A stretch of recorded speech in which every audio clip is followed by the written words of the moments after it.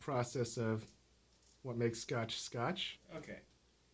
First, you have to harvest barley from the fields, and then take the barley to like a malting floor, somewhere, some like a big malting house where you can just leave the barley and you turn it over and let it dry, and over time it becomes malt.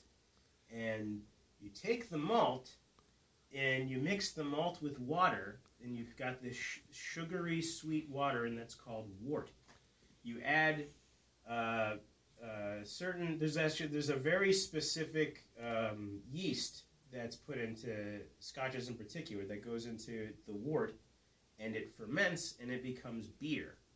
You take the beer and put it through the distillation process, and you're essentially like you're heating it up in these stills, and it's evaporating faster than water is alcohol. So you're taking a lot of water out of the beer until it's not beer anymore. It's new make distillate. It's essentially moonshine. That's what moonshine is. If you wanted to stop right there, you've got moonshine.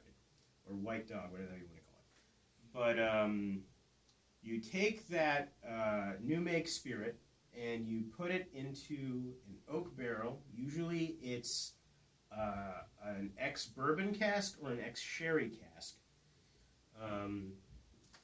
And you have to age it for at least 3 years before you can legally call it Scotch. Then you have Scotch whiskey. But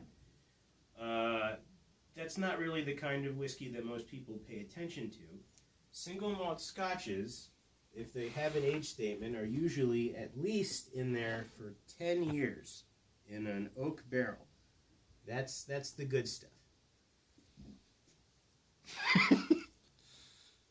All right, very good.